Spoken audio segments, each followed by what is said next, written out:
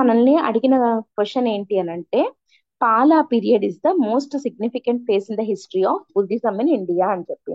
So పాలా period Buddhism కి చాలా చాలా సిగ్నిఫికెంట్ ఫేజ్ అని అంటున్నాం.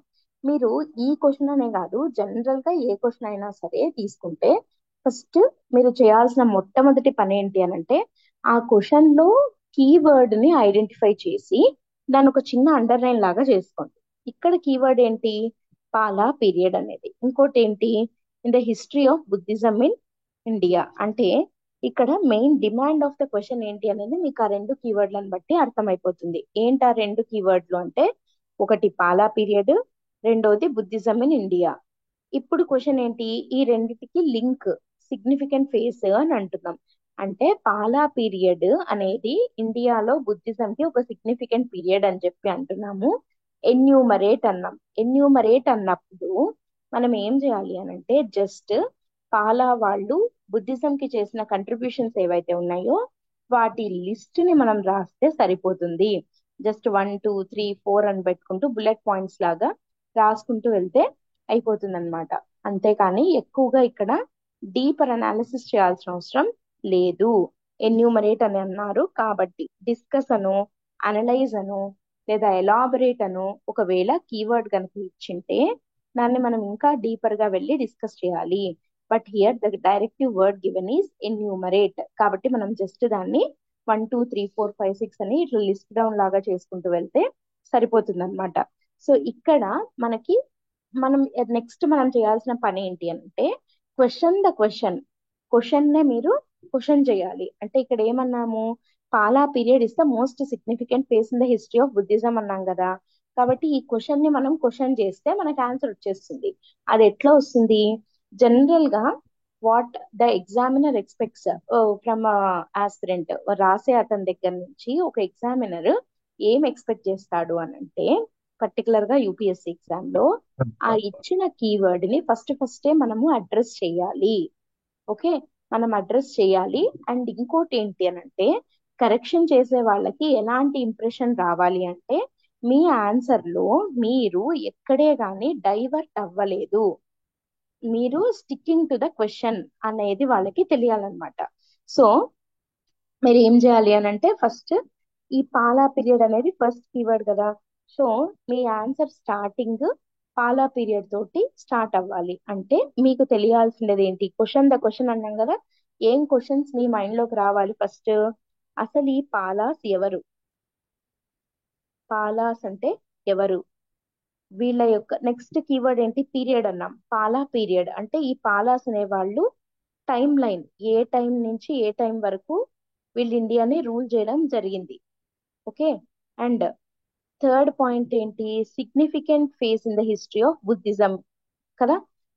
ఇక్కడ ఈ పాలాస్ అంటే ఎవరు, వీళ్ళ టైం లైన్ ఏంటి, అండ్ వీళ్ళు బుద్ధిజం కి ఎట్లా కంట్రిబ్యూట్ చేశారు అంటే ఫస్ట్ అసలు వీళ్ళ ఏరియా ఏంటి, వీళ్ళు ఏ ఏరియా ఆఫ్ ఇండియాకి చెందిన వాళ్ళు, అంటే ఏ ఏ పర్టికులర్ రీజియన్ ని వీళ్ళు రూల్ చేయడం జరిగింది, అండ్ వీళ్ళు బుద్ధిజం కి ఏ విధంగా కంట్రిబ్యూట్ చేశారు, కంట్రిబ్యూషన్ టు బుద్ధిజం ఏం చేశారు. ఓకే, ఇప్పుడు పర్టికులర్ గా మీరు ఇక్కడ ఇంకొక ఫ్రేమ్ వర్క్ ఏం ఫాలో అవ్వాలి అంటే హిస్టరీలో పర్టికులర్ గా కన్క్లూజన్ ఉంటది కదా. కన్క్లూజన్ అనేది ఇప్పుడు ఒక ఈవెంట్ గురించి మనం డిస్కస్ చేస్తుంటే దాని కంటిన్యూయేషన్ ఈవెంట్ అంటే ఇప్పుడు నెక్స్ట్ ఏం జరుగుతుంది అనేది మీ కన్క్లూజన్ అవ్వాలన్నమాట. అంటే వీళ్ళ ఇంపాక్ట్ నెక్స్ట్ వాళ్ళ మీద ఎలా ఉంది అనో, లేదా అంత బాగా ఉన్నది ఎలా డిక్లైన్ అయ్యింది అనో, లైక్ అట్లా అంటే ఒక ఈవెంట్ గురించి మీరు ఆన్సర్ రాస్తుంటే దాని కాన్సిక్వెన్స్, దాని తర్వాత ఈవెంట్ క్రోనాలజీలో దీని తర్వాత ఏం జరిగింది అనేది మీ కన్క్లూజన్ అవ్వాలి. And that should be linked to the given question. Okay, అది కన్క్లూజన్ అవుతుంది అనమాట.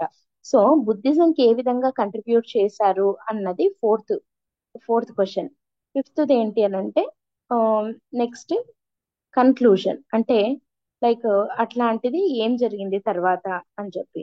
సో ఇక్కడ మనకు ఈ క్వశ్చన్ లో మనం ఎన్ని క్వశ్చన్స్ వేసుకున్నాము? అసలు ఈ పాలాస్ అంటే ఎవరు, వీళ్ళ టైం పీరియడ్ ఏంటి, వీళ్ళు ఏ రీజియన్ ని రూల్ చేశారు, వీళ్ళు బుద్ధిజం కి ఎలా కంట్రిబ్యూట్ చేశారు ఆ తర్వాత ఫైనల్ గా కన్క్లూజన్. ఇది మీ structure of the answer. Okay, ఈ అసలు యాక్చువల్ గా వాళ్ళు అడిగిన ఆన్సర్ ఏంటి? Contribution to Buddhism. కాబట్టి మనం ఏం చేయాలి? 150 వర్డ్స్ లోనే రాయాలి. అండ్ ఎందుకంటే అది 10 మార్క్స్ క్వశ్చన్ కాబట్టి. ఇంతకన్నా ఎక్కువ మనం రాసుకుంటూ కూర్చుంటే టైం సరిపోదు. అండ్ మనకు క్వశ్చన్స్ కూడా ప్రింట్ అయ్యి వస్తాయి కదా బుక్లెట్ లో, కాబట్టి ప్లేస్ కూడా సరిపోదు. కాబట్టి మనం ఏం చేయాలి అని అంటే, దాన్ని మనము ఏమంటామంటే బ్రీవిటీ అంటాం అనమాట. బ్రీవిటీ అని అంటే ఏంటి? బ్రీవిటీ, BREVITY, బ్రీవిటీ అంటే ఎక్కువ కంటెంట్ ని క్రిస్ప్ గా మంచి వర్డ్స్ యూజ్ చేసి సింపుల్ గా ప్రెజెంట్ చేయడం. సింపుల్ గా ఉండాలి బట్ ఎఫెక్టివ్ గా ఉండాలి. ఓకే, వర్డ్స్ ఎక్కువ రాకూడదు బట్ చెప్పాలనుకున్నది మొత్తం చెప్పగలగాలి. దాన్ని మనం బ్రీవిటీ అంటాం అనమాట. అది కూడా మనకి ఎట్లా వస్తుందంటే, మనం రాయంగా ప్రాక్టీస్ చేయంగా ఎక్కువ మోర్ నెంబర్ ఆఫ్ ఆన్సర్స్ రాసి రాసి రాసి పెడితే అప్పుడు మనకు దాని మీద పట్టు వస్తుంది, గ్రిప్ వస్తుంది అనమాట. సో ఇక్కడ మనము ఈ పాలాస్ అంటే ఎవరు, వాళ్ళ టైం లైన్ ఏంటి, వాళ్ళు ఏ రీజియన్ ని రూల్ చేశారు, ఈ మొత్తం కలిపి ఇంట్రొడక్షన్ గా ఒకటే లైన్ లో లేదా 2 లైన్లలో మనం రాసేయచ్చు. అంటే ఇంట్రొడక్షన్ అనేది సింపుల్ గా 20 to 25 వర్డ్స్ లో ముగించవచ్చు 150 వర్డ్స్ లో. మళ్ళీ కన్క్లూజన్ 20 to 25 వర్డ్స్, అంటే ఇక్కడ ఒక 25, ఇక్కడ ఒక 25, 50 వర్డ్స్ ఇంట్రొడక్షన్ అండ్ కన్క్లూజన్ కి పోతే 100 వర్డ్స్ లో లేదా 125 వర్డ్స్ లో మీరు మెయిన్ ఆన్సర్, అసలు అక్కడ అడుగుతున్న క్వశ్చన్ ఏంటి? ఇది బుద్ధిజం కి సిగ్నిఫికెంట్ ఫేజ్ అని చెప్పి కదా. సో అన్ని 100 to 125 వర్డ్స్ లో contribution of Palas to Buddhism ఏం చేశారు అన్నది రాయొచ్చు అనమాట. ఓకే, సో ఇప్పుడు ఈ 20 to 25 వర్డ్స్ లో ఇంట్రొడక్షన్ ని మనం ఎట్లా రాయాలి అనేది చూద్దాం. Introduce the Pala dynasty and connect it to Buddhism. The Pala dynasty, ఇది first word. Next timeline అన్నాం కదా, ఇక్కడ చూడండి 8th to 12th century మధ్య వీళ్ళు రూల్ చేయడం జరిగింది. ఏ టైం పీరియడ్ లో వీళ్ళు 8th నుంచి 12th century మధ్య రూల్ చేసిన Pala dynasty. It was founded by Gopala in Bengal. ఇది వెరీ వెరీ ఇంపార్టెంట్. ఇప్పుడు ఒక డైనాసిటీ అంటున్నాము అంటే దానికి ఒక ఫౌండర్ ఉంటాడు కదా, అవునా కాదా? ఇప్పుడు స్లేవ్ డైనాసిటీ కుతుబుద్దీన్ ఐబక్, తర్వాత ముఘల్ డైనాసిటీ బాబర్, ఇట్లా ఒక్కొక్క డైనాసిటీకి ఒక్కొక్క ఫౌండర్ ఉంటాడు కదా. అట్లా పాలా డైనాసిటీ యొక్క ఫౌండర్ ఎవరు అన్నది మినిమం మనకి తెలిసి ఉండాలన్నమాట. సో మనకి ఏంటంటే యూపీఎస్సీ ఆన్సర్స్ లో what is required is fire అంటాం. ఫైర్ అనేది రిక్వైర్డ్. ఫైర్ అంటే ఏంటి అని అంటే, ఎఫ్ అంటే ఫ్యాక్ట్స్. వినపడుతుందా? ఎస్ ఎఫ్ అంటే ఫ్యాక్ట్స్, ఐ అంటే ఇన్నోవేషన్, ఐ అంటే ఇన్నోవేషన్, ఆర్ ఈస్ రెఫరెన్సెస్, ఈ అంటే ఎగ్జాంపుల్స్. ఈ ఫైర్ ఎలిమెంట్ అనేది very very important. Okay, facts, innovation, references and examples, ఇవి మీరు ఆన్సర్ లో ఉండేలాగా చూసుకోండి. ఓకే, ఇక్కడ మనం రాస్తున్న ఫ్యాక్ట్స్ ఏంటి? ఇంట్రొడక్షన్ లో వచ్చిన చూడండి, ఇది వీళ్ళ టైం లైన్ రాసాం. ఇది ఒక ఫ్యాక్టే కదా, 8th to 12th century అనేది, అవునా కాదా? ఎస్ నెక్స్ట్ దీని ఫౌండర్ ఎవరు? గోపాల అంటున్నాం, అది కూడా ఒక ఫ్యాక్టే కదా. ఎస్ గోపాల, ధనపాల, అట్లా వాళ్ళకందరికి వెనకాల పాల అని వస్తుంది, అందుకని మనం దాన్ని పాలా డైనాసిటీ అంటాం. వీళ్ళు ఏ రీజియన్ లో రూల్ చేశారు? ఏ రీజియన్ ఆఫ్ ఇండియాలో? బెంగాల్లో. సో ఇవి 3 మనము ఫ్యాక్ట్స్ రాయడం జరిగింది. 8th to 12th century వాళ్ళు, అండ్ ఫౌండర్ వచ్చేసి గోపాల, రీజన్ వచ్చేసి Bengal. It represents the last major Buddhist imperial power and the zenith of institutional Buddhism in India. Simple గా వీళ్ళు బుద్ధిజం కి ఎంత ఇంపార్టెంట్ అనేది ఇక్కడ చెప్పడం జరిగింది. అంటే బుద్ధిస్ట్ ఇంపీరియల్ పవర్ అంటే రాజులలో బుద్ధిజం ని ఫాలో అయ్యి దాన్ని పాట్రోనైజ్ చేసిన లాస్ట్ రాజవంశం ఏది అని అంటే Pala dynasty. So it was the last major Buddhist imperial power and the zenith of institutional Buddhism in India. Buddhism ని ఆ రేంజ్ లో జెనిత్ అంటే ఏంటంటే ఇంకా టాప్ మోస్ట్ ఫేజ్ లో వాళ్ళు బుద్ధిజం ని ప్యాట్రనైజ్ చేయడం జరిగిందనమాట. So it reached it's zenith during they time అని అంటాం. అంటే ఇంకా హై లెవెల్ కి పీక్స్ కి పీక్. చేరుకునింది వీళ్ళ ప్యాట్రనేజ్ లో బుద్ధిజం అనేది అని చెప్పి మనం చెప్తున్నాం. ఇట్లా సింపుల్ గా క్రిస్ప్ గా ఇంట్రొడక్షన్ లో ఎన్ని పాయింట్స్ వచ్చేసినాయి మనకి, ఇందాక మనం చెప్పుకున్నవన్నీ వచ్చాయి కదా. పాలాస్ అంటే ఎవరు, వాళ్ళ టైం లైన్ ఏంటి, వాళ్ళు ఏ ఏరియాని రూల్ చేయడం జరిగింది, అండ్ బుద్ధిజం కి మనం కంట్రిబ్యూషన్ ఎట్లా చేశారు అనేది కూడా ఒక్కటే లైన్ లో చెప్పాం. ఇది last major Buddhist imperial power and వాళ్ళ టైంలో జెనిత్ కి చేరుకునింది అని చెప్పి ఇంట్రడక్షన్ లో సింపుల్ గా వెరీ క్రిస్ప్ గా బట్ ఎఫెక్టివ్ గా ఫ్యాక్ట్స్ అన్ని పెట్టి రాయడం జరిగింది కదా. అవునా కాదా? Yes or no? అర్థమైందా? Yes yes. ఉమ్. ఇప్పుడు మళ్ళీ మన డైరెక్టివ్ వర్డ్ కొద్దాం. ఇక్కడ ఎన్యూమరేట్ అని అన్నారు. ఏం ఎన్యూమరేట్ చేయాలి? వీళ్ళు బుద్ధిజం ఇన్ ఇండియాకి వీళ్ళు చేసినటువంటి సేవలేంటి, సిగ్నిఫికెంట్ ఫేజ్. ఆ ఫేజ్ ని ఎందుకు అంత సిగ్నిఫికెంట్ అంటున్నాము అని అంటే వాళ్ళు అంతగా బుద్ధిజం కి వాళ్ళు కంట్రిబ్యూట్ చేశారు కాబట్టి కదా. సో అవి ఏంటి అనేది ఇక్కడ మనం చూద్దాం. కీ కంట్రిబ్యూషన్స్ ఆఫ్, ఇక్కడ ఎన్యూమరేట్ అని ఉంది. ఇక్కడ మనం ఒక సైడ్ హెడింగ్ లాగా పెట్టుకోవచ్చు, key contributions of Pala to Buddhism in India అని చెప్పి సింపుల్ గా ఒక సైడ్ హెడింగ్ పెట్టేసి నెంబర్ వన్ ఏంటి? Revival and patronage of Mahayana and Vajrayana Buddhism. Pala rulers వీళ్ళు తాంత్రిక్ బుద్ధిజం, వజ్రాయాన బుద్ధిజం అంటే తాంత్రికమైన అంటే లైక్ ఎక్కువ మంత్రాలు ఇట్లాంటివి ఉంటాయన్నమాట. ఆ టైప్ ఆఫ్ బుద్ధిజం ని వీళ్ళు ప్యాట్రనైజ్ చేయడం జరిగింది. Okay. And it was institutionalised under state support. State support అంటే వీళ్ళకి రాజుల ప్యాట్రనేజ్, గవర్నమెంట్ యొక్క సపోర్ట్ తోటి ఇన్స్టిట్యూషనలైజ్ అయ్యింది. అంటే అది కూడా ఒక లైక్ ఒక స్కూల్స్ లాగా, ఒక కాలేజెస్ లాగా ఇన్స్టిట్యూషనలైజ్ అయిందన్నమాట. అంటే వాళ్ళు గవర్నమెంట్ తో సపోర్ట్ తోటే వాటిని స్ప్రెడ్ చేయడం జరిగింది. లైక్ అది ఒక అఫీషియల్ రిలీజియన్ లాగా స్ప్రెడ్ అయ్యింది అని చెప్పొచ్చు సింపుల్ గా చెప్పాలంటే. And Buddhism declined after they rule due to lack of royal patronage. వీళ్ళ తర్వాత ఇంకా రాయల్ ప్యాట్రనేజ్ లేదు. అందుకే మనం ఇందాక ఇంట్రొడక్షన్ లో కూడా ఏమని చెప్పాము, it was the last major Buddhist imperial power అని చెప్పాం కదా. సో వీళ్ళ తర్వాత ఇంకా రాయల్ ప్యాట్రనేజ్ అంటే రాజుల ప్యాట్రనేజ్ బుద్ధిజం కి ఇంకా లేకుండా పోయింది. It was the last dynasty to have patronage by the Kings అన్నమాట. ఓకే. బుద్ధిజం రాయల్ ప్యాట్రనేజ్ లో ఉన్నది లాస్ట్ ఎవరి దగ్గర అంటే పాలాస్ దగ్గరే. ఇది ఫస్ట్ ది ఏంటి, Mahayana Buddhism and Vajrayana Buddhism ని రివైవ్ చేశారు వీళ్ళు. ఎవరు? పాలా డైనాస్టిక్ సంబంధించినటువంటి రూలర్స్. సెకండ్ ది very very very important point, centers of learning. ఏవి? Universities and monasteries. వీళ్ళు కొన్ని మహావిహారాస్ ని కన్స్ట్రక్ట్ చేయడం జరిగింది. ఫర్ ఎగ్జాంపుల్ నలంద, విక్రమ్శిల, తర్వాత సోమపుర అండ్ ఉదాంతపురి. ఇవి వీళ్ళు కట్టించినటువంటి మహావిహారాలు. Very very very important. మనకి నలంద మహావిహార ఈ మధ్య చాలా న్యూస్ లో ఉంది కాబట్టి మళ్ళీ దీన్ని రివైవ్ చేశారు కదా నలంద మహావిహారాన్ని. అవునా కాదా? నలంద యూనివర్సిటీని మళ్ళీ రీసెంట్ గా రీఓపెన్ చేశారు కదా, డెవలప్ చేసి. Yes ma'am. Yes ma'am. So Nalanda Mahavihara కట్టించింది పాలా రూలర్సే. అండ్ దాంతో పాటి ధర్మపాల అనే కింగ్ వచ్చేసి విక్రమ్శిల యూనివర్సిటీని కన్స్ట్రక్ట్ చేయడం జరిగింది. తర్వాత దేవపాల అనే అతను సోంపుర యూనివర్సిటీని అండ్ ఉదంతపురి యూనివర్సిటీస్ అంటే వాటిని అప్పట్లో మహావిహారాస్ అని అనేవాళ్ళు. మనకి చైత్యాస్, విహారాస్ అని ఉన్నాయి కదా బుద్ధిస్ట్ ఆర్కిటెక్చర్ లో. చైత్య అంటే ప్లేస్ ఆఫ్ వర్షిప్, విహార అంటే ఒక ప్లేస్ ఆఫ్ డ్వెల్లింగ్ అంటాం. మహావిహారాస్ వచ్చేసి ఇవేంటి అంటే యూనివర్సిటీస్ అన్నమాట.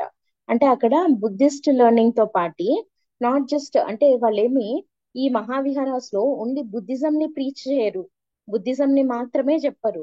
బుద్ధిజం తో పాటి వాళ్ళు ఫిలాసఫీని, మ్యాథమెటిక్స్ ని, తర్వాత తర్కశాస్త్రం అంటారు కదా, లాజిక్, తర్వాత సైన్స్, మొత్తం ఉన్న అన్ని సబ్జెక్ట్స్ ని ఇక్కడ టీచ్ చేసేవాళ్ళు అనమాట. సో ఈ మహావిహారాస్ అనేవి మంచి సీట్స్ ఆఫ్ లర్నింగ్ గా ఉండినాయి వీళ్ళ టైంలో. అంత గొప్ప మహావిహారాస్ ని కన్స్ట్రక్ట్ చేసిండేది ఎవరు? పాలా రూలర్స్ అయిన ధర్మపాల, దేవపాల ఇట్లాంటి వాళ్ళు కన్స్ట్రక్ట్ చేయడం జరిగింది. So Nalanda, Vikramashila, Somapura and Udantapuri are the మహావిహారాస్.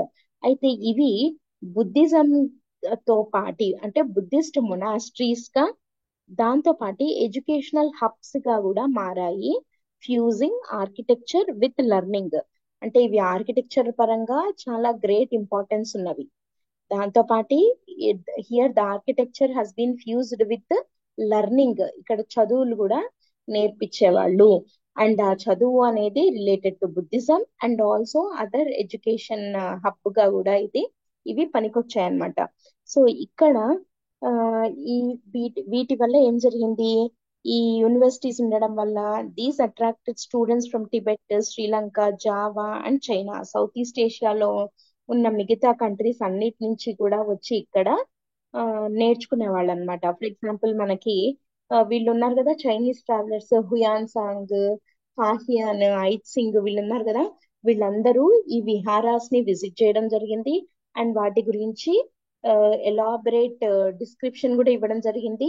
Even ఐత్ Singh ఇట్లాంటి వాళ్ళైతే ఇక్కడ స్టూడెంట్ గా ఉండి చదువుకోవడం కూడా జరిగింది అనమాట.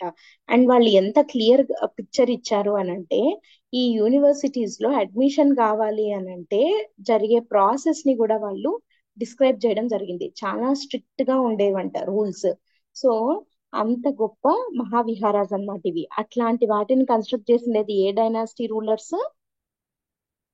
పాలా ఎవరు dynasty. Pala dynasty rulers. So ఇవి they acted, they served as both monasteries. Monasteries అంటే ఏంటి? జస్ట్ ఈ బౌద్ధ భిక్షువులు వాళ్ళు ఉండే వాటిని మొనాస్ట్రీస్ అంటాం కదా. సో అవి ఓన్లీ మొనాస్ట్రీస్ గా మాత్రమే కాక ఎడ్యుకేషనల్ హబ్స్ గా కూడా ఇవి పనికొచ్చాయి. So it fused architecture with learning అన్నమాట. And it attracted students from Tibet, Sri Lanka, Java and China. Okay. So అది అంతేకాక Nalanda Mahavihara it received international grants. అప్పట్లోనే ఆ, వేరే వేరే కంట్రీస్ వాళ్ళు కూడా వీటికి గ్రాంట్స్ అంటే డబ్బులు ఇచ్చేవాళ్ళు అనమాట. వీటి అంటే దీన్ని ప్యాట్రనైజ్ చేసేవాళ్ళు అనమాట. ఫర్ ఎగ్జాంపుల్ జావా, సుమాత్రా ఈ దీవులు ఉన్నాయి కదా, ఐలాండ్ నేషన్స్. సో ఆ జావాని రూల్ చేసే శైలేంద్ర అనే కింగ్ కొన్ని విలేజెస్ ని నలంద మహావిహారాకి దానం ఇవ్వడం జరిగిందనమాట. అంటే ఏంటి? ఆ, దీనికి ఇచ్చారు అని అంటే ఆ విలేజెస్ నుంచి వచ్చే రెవెన్యూ ఉంటది కదా, దాన్ని నలంద మహావిహార పోషణ కోసం ఇచ్చేవాళ్ళు. Okay. So they acted as both monasteries and also universities అని చెప్పి మనకి తెలుస్తుంది. ఇక్కడ మీరు మళ్ళీ ఇంకొకటి గమనిస్తే మనం ఫ్యాక్ట్స్ వచ్చాయా? మళ్ళీ ఇక్కడ ఫ్యాక్ట్స్ కొన్ని రెఫరెన్సెస్ వచ్చాయా? ఎగ్జాంపుల్స్ వచ్చాయా? వీళ్ళు కొన్ని మొనాస్ట్రీస్ కట్టారు, బుద్ధిస్ట్ మొనాస్ట్రీస్ అని చెప్పడం వేరు. వాటి రెఫరెన్స్ తీసుకొని మనం ఎగ్జాంపుల్స్ లాగా నలంద, విక్రమశిల, సోంపుర, ఉదాంతపురి అని వాటి పేర్లను రాసాం. అవునా కాదా? Yes ma'am. Yes ma'am. So so ఇవి ఇవి ఖచ్చితంగా ఉండాలి. ఈ ఎగ్జాంపుల్స్, ఈ రెఫరెన్సెస్ మనకి ఆన్సర్ లో ఉండాలన్నమాట. ఓకే. అండ్ వాటిని కన్స్ట్రక్ట్ చేసిన వాళ్ళ పేర్లు కూడా రాసాం, ధర్మపాల, దేవపాల అని చెప్పి. సో అవి ఫ్యాక్ట్స్ అవుతాయి మళ్ళీ. ఇప్పుడు మీరు ఇక్కడ ఇన్నోవేషన్ ని ఎట్లా చూపించవచ్చు అంటే, ప్రతి ఒక్క క్వశ్చన్ కి ప్రతి ఒక్కటి ఉండాలని అది రూల్ ఏం లేదు. ఓకే. ప్రతి ఒక్క క్వశ్చన్ కి ప్రతి ఒక్క ఎలిమెంట్ ఉండాలని లేదు, బట్ అవసరమైన ప్రతి చోట ఉండాలన్నమాట. ఓకే. సో ఇప్పుడు మనం దీంట్లో ఇన్నోవేషన్ ఎట్లా చూపించవచ్చు ఆలోచించండి ఒకసారి. ఇన్నోవేషన్ అంటే ఏంటి? ఇన్నోవేషన్ అంటే ఏదైనా ఒకటి డ్రా చేయడం కానీ అట్లా. ఏం చేయొచ్చు చెప్పండి దీంట్లో?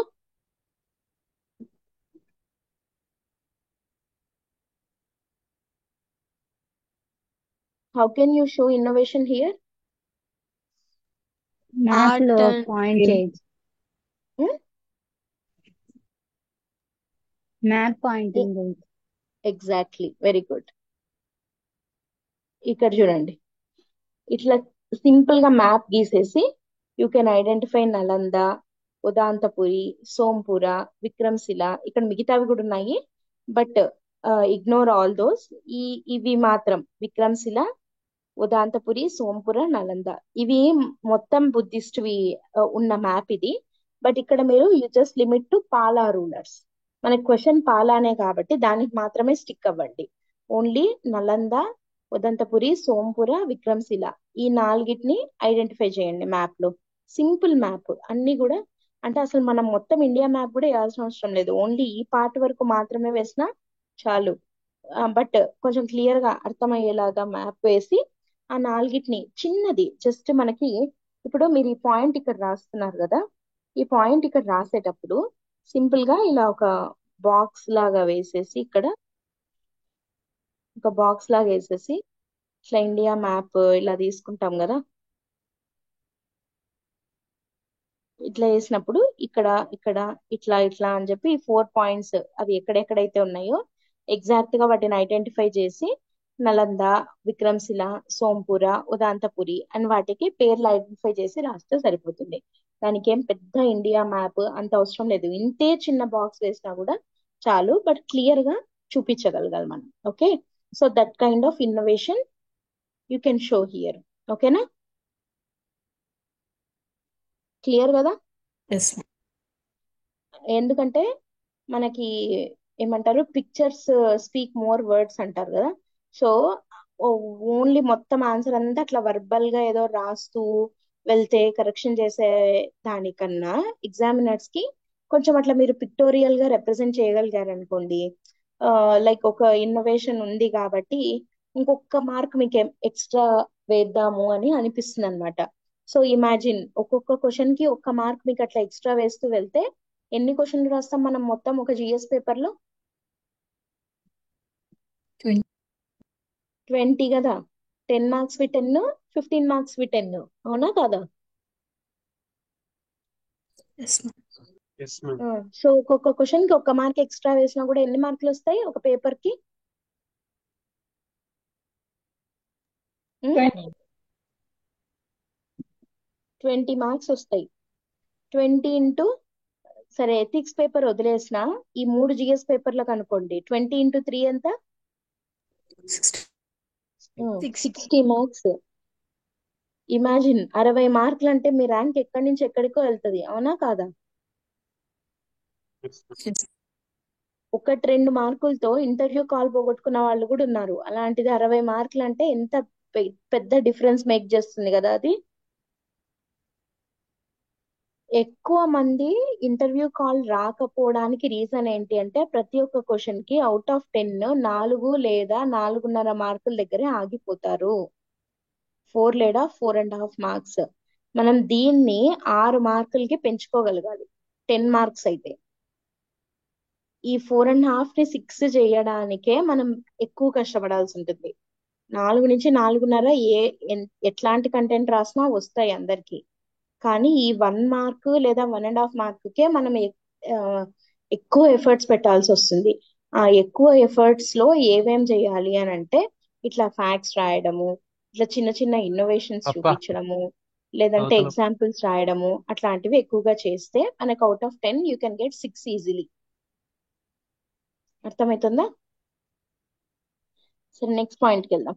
Next, art and iconography, the Pala school of art. Pala school of art is very famous and ఈ Pala school of art related to Buddhism. మళ్ళీ మనం మొత్తము అంతా డిస్కస్ చేయకూడదు, you should just limit to Pala, Buddhism, ఆ రెండిటికి లింక్ ఉన్న వాటికి మాత్రమే మనం రాయాలి. మళ్ళీ మనం ఎందుకంటే డైవర్ట్ అయిపోయి ఏదేదో రాసేస్తే మళ్ళీ మార్క్స్ ఉండవు. సో కాబట్టి ఇక్కడ చూద్దాం, Pala school of art how it patronised Buddhist art అని చెప్పి చూస్తే, ఇట్ పైన డిస్టింక్టివ్ బుద్ధిస్ట్ ఆర్ట్ స్టైల్. వీళ్ళు బ్రాంజ్ అండ్ స్టోన్ తో చేసిన స్కల్ప్చర్స్ ని ఎక్కువగా యూజ్ చేశారు. బ్రాంజ్ కాస్టింగ్ అండ్ తర్వాత స్టోన్ తో చేసిన స్కల్ప్చర్స్. ఇవి మహాయాన అండ్ వజ్రాయాన డైటీస్ కి సంబంధించినవి. లైక్ అవలోకితేశ్వర, తార, మంజుశ్రీ. వీళ్ళు బోధిసత్వాస్ ఉంటారు కదా, అవలోకితేశ్వర వీళ్ళు ఎవరంటే ఫ్యూచర్ బుద్ధ, ప్రీవియస్ బుద్ధ, అంటే బుద్ధుడి అంతకు ముందు జన్మలో, బుద్ధుడి తర్వాత జన్మలు, అట్లా అట్లాంటివి ఉంటాయి కదా, పద్మపాణి, వజ్రపాణి అని చెప్పి పిలుస్తారు వాళ్ళని. సో అవలోకితేశ్వర గాని, తార, మంజుశ్రీ, వీళ్ళందరూ బుద్ధుడి యొక్క బర్త్స్, అంటే ఆయన మళ్ళీ మళ్ళీ మళ్ళీ పుడతాడు కదా, వాటి పేర్లు అన్నమాట. సో వాటి వాటి స్కల్ప్చర్స్ ని చెక్కడము. అండ్ అంతేకాకుండా బోధిసత్వాస్ అంటే ఎవరు?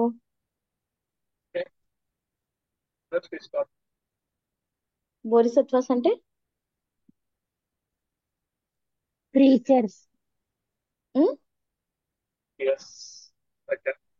Buddhism preachers, కొంచెం ma'am. గట్టి చెప్తారా, వినపడట్లేదు. Preachers, ma'am.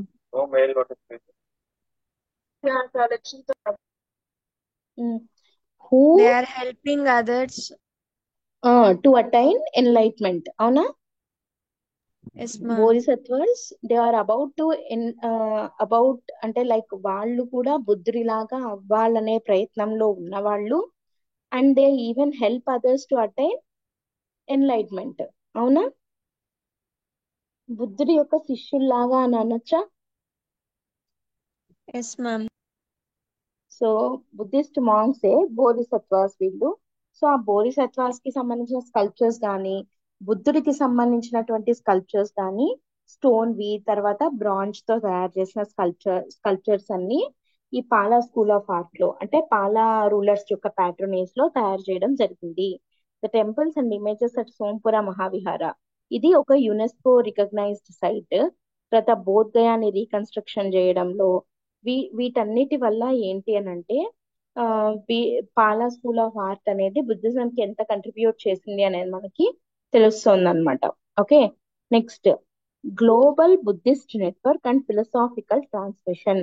ఇక్కడ మనం ఇక్కడ ఒక పాయింట్ చెప్తున్నాం, the Palas became custodians of trans regional Buddhist networks అని. ఇది మనం ఇందాక బ్రీవిటీ అని అన్నామే, దానికి ఒక బెస్ట్ ఎగ్జాంపుల్ అని చెప్పొచ్చు. అంటే వీళ్ళు మొత్తం ఆల్ ఓవర్ ద వరల్డ్ లో ఉన్న బుద్ధిజం అంతటిని పాలా రూలర్స్ ఎంత ఇన్స్పైర్ చేశారు అని చెప్పడానికి ఒక సింపుల్ వర్డ్ ఇది. ఏంటి? Custodians of trans regional Buddhist networks. అంటే ఆల్ ఓవర్ బుద్ధిస్ట్లను, ఆల్ ఓవర్ ద వరల్డ్ ఉన్న బుద్ధిస్ట్లను, బుద్ధిజం ని పాలా రూలర్స్ ఇన్ఫ్లుయెన్స్ చేశారు అనడానికి మనం ఈ మాట వాడుతున్నాం. They are custodians of trans regional Buddhist networks అని ఎందుకు అంటున్నాము అంటే, ఇక్కడ టిబెటన్ బుద్ధిజం ఉంది కదా, టిబెట్ లో ఉన్న బుద్ధిజం ని రివైవ్ చేయడంలో అతీషా దీపాంకర అనే monk very famous.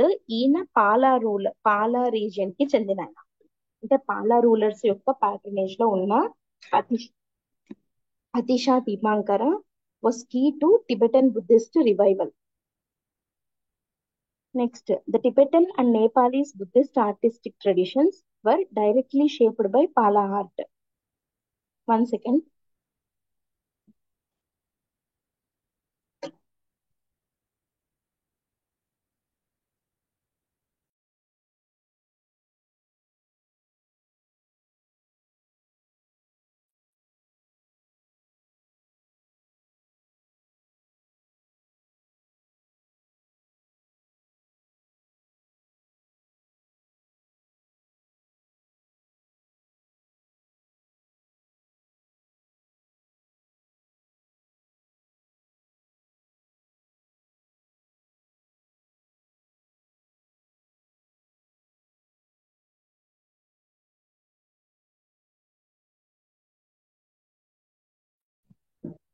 Sorry, 1 second.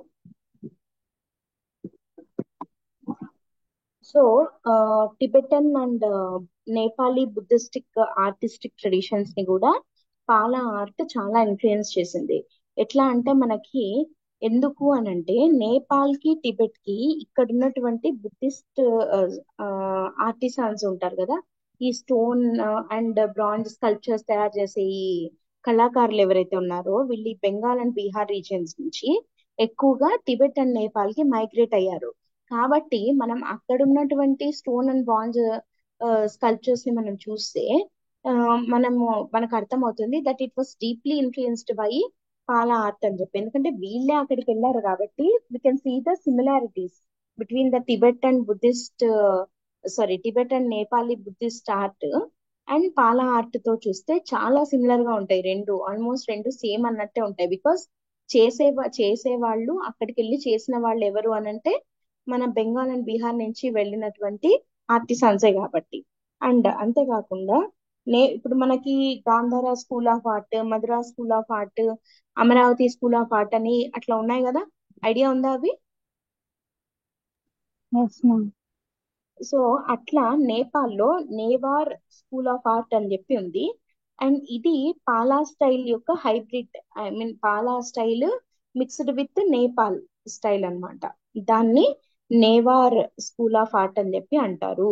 So దీన్ని బట్టి మనకి ఏం తెలిసింది అని అంటే, మనకి టిబెట్ కానీ నేపాల్ కానీ ఇండియా కానీ మూడు కూడా హిమాలయన్ నేషన్సే కదా. Yes ma'am. సో మనం సింపుల్ గా ఏమని చెప్పొచ్చు అని అంటే, Palas created pan Himalayan Buddhist visual culture అనొచ్చు. అవునా కాదా? పాన్ ఇండియా అంటాం. పాన్ ఇండియా అంటే ఆల్ ఓవర్ ఇండియా అని కదా. అట్లా వీళ్ళు they created pan Himalayan Buddhist visual culture ని వీళ్ళు క్రియేట్ చేయడం జరిగింది. కాబట్టి మనం వీళ్ళని ఏమంటాం? They are custodians of trans regional Buddhist networks. So global Buddhist network ఏర్పడింది. అండ్ వీళ్ళు దానికి కస్టోడియన్స్ గా, అంటే కాపలాదారులుగా అంటాం కదా. కస్టోడియన్ అంటే అంటే వాటిని ప్యాట్రనైజ్ చేస్తూ వచ్చారు పాలా రూలర్స్ అని చెప్పి చెప్తున్నాం. So next, language and literature. Pala rulers proto Bengali అనే ఒక లాంగ్వేజ్ ని డెవలప్ చేయడం జరిగింది. అండ్ బుద్ధిస్ట్ టెక్స్ట్లు అన్ని కూడా ఆ లాంగ్వేజ్ లోనే ఉన్నాయి. అంటే దీన్ని బట్టి మనకి ఏం తెలుస్తుంది అంటే, లోకల్ లాంగ్వేజెస్ ని వీళ్ళు ప్యాట్రనైజ్ చేశారు. సో దట్ ఈ బుద్ధిస్ట్ స్క్రిప్ట్స్ అన్ని కూడా లోకల్ రీజనల్ లాంగ్వేజెస్ కి మారిస్తే ఎక్కువగా స్ప్రెడ్ ఉంటుంది అనేది వీళ్ళకి అర్థమైందనమాట. అండ్ అంతేకాకుండా బెంగాల్లో ఇప్పటికి కూడా మహిపాల్ గీత్ అనే పేరుతోటి కొన్ని పాటలు పాడుతూ ఉంటారన్నమాట. ఇవేంటంటే బుద్ధిజం కి సంబంధించినటువంటి ఫోక్ సాంగ్స్. ఫోక్ అంటే ఏంటి? జనరల్ గా మనం ఫోక్ సాంగ్స్ ఏమంటాం తెలుగులో? జానపద గీతాలు అంటాం. అవునా? అవునా కదా? Yes Yes, ma'am. ma'am. జానపద గీతాలు అంటే జానపదులు పాడే వాటిని జానపద గీతాలు అంటాం. జానపదులు అంటే ఎవరు? జనపదాలలో ఉండే వాళ్ళని ఏమంటాము? జానపదులు అంటాం.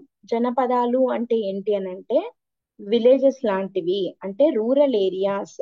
సో రూరల్ ఏరియాస్ లో నివసించే జనాలకు కూడా బుద్ధిజం ఫిలాసఫీ అర్థమయ్యేలాగా ఫోక్ సాంగ్స్ రూపంలో పాడడమే జానపద గీతాలు. ఇక్కడ ఈ విషయంలో వాటిని మహిపాల్ గీత్ అనే పేరుతోటి కొన్ని ఫోక్ సాంగ్స్ ఉన్నాయి దట్ స్ప్రెడ్ బుద్ధిజం. సో అట్లాంటి అవి కూడా వచ్చాయి అంటే because of the royal patronage. ఆ రాయల్ ప్యాట్రనేజ్ ఏ కింగ్స్ ప్యాట్రనేజ్ చేశారు వీటిని? Follow. పాలా రూలర్స్ చేయడం జరిగిందనమాట. కాబట్టి బుద్ధిజం కి పాలా పీరియడ్ అనేది ఒక సిగ్నిఫికెంట్ ఫేజ్ అనేది మనకి తెలుస్తోంది. ఎట్లా తెలుస్తోంది?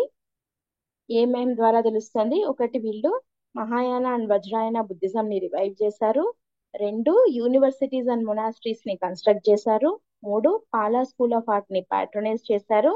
నాలుగోది, గ్లోబల్ బుద్ధిస్ట్ నెట్వర్క్ కి వీళ్ళు కస్టోడియన్స్ గా ఉన్నారు.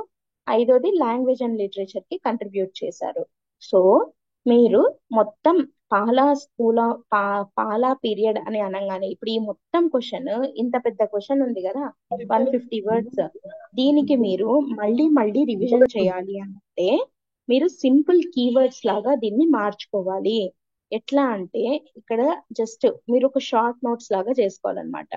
ఎట్లా అంటే పాలా పీరియడ్, మనము పాలా పీరియడ్ అని అనగానే మనకు గుర్తు రావాల్సిన ఫస్ట్ పాయింట్ ఏంటి?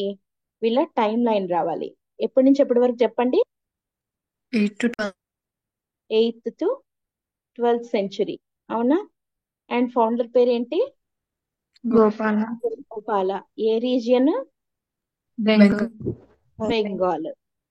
అండ్ వీళ్ళది బుద్ధిజం జెనిత్ కి చేరుకునింది. అవునా? Yes. ఇది ఇంట్రొడక్షన్. అర్థమైందా? ఈ లైన్ ఇంట్రొడక్షన్.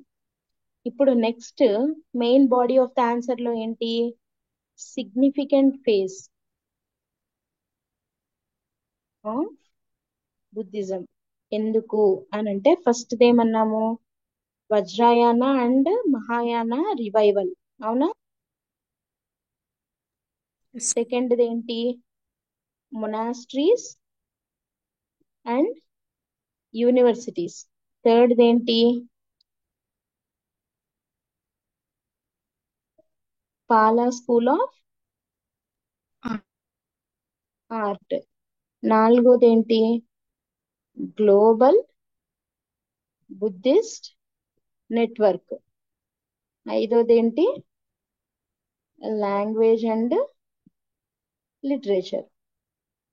అంతేనా? ఈ 5 కీవర్డ్స్ మీరు ఎన్నిసార్లు ఇంకా ఈ ఆన్సర్ ని లేదా పాల రూలర్స్ గురించి మీరు చదవాలి అని అన్నా, you just need to remember these 5 keywords. ఈ 5 కీవర్డ్స్ ని మీరు గుర్తుపెట్టుకుంటే ఇవి చూస్తే మీకు దీని కింద మనం రాయాల్సినది ఏంటి అనేది గుర్తు రావాలి. అర్థమవుతుందా? సో మీరు ఎన్నిసార్లు రివిజన్ చేసినా ఈ 5 కీవర్డ్స్ ని మాత్రమే రివిజన్ చేయాలి.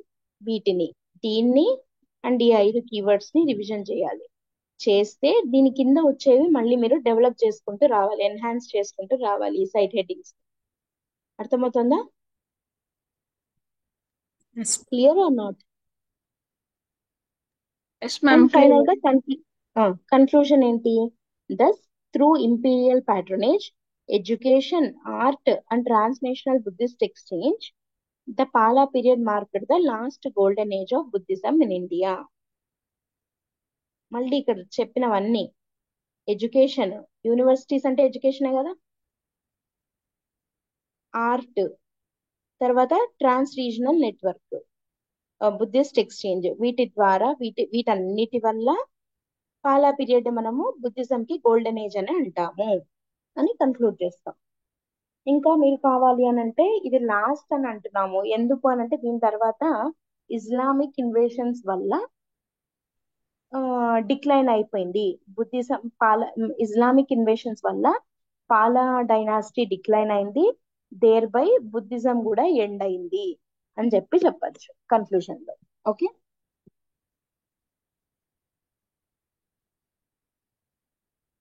ఇందాక మనం అనుకున్నట్టు చిన్న మ్యాప్ వేసేసి ఆ 4 యూనివర్సిటీస్ ని ఐడెంటిఫై చేయండి: Nalanda, Vikramshila, Odantapuri, Sompura. Okay, clear? Yes ma'am. Yes or no? Yes ma'am. Yes, yes, ma'am. ఏమైనా డౌట్స్ ఉన్నాయా?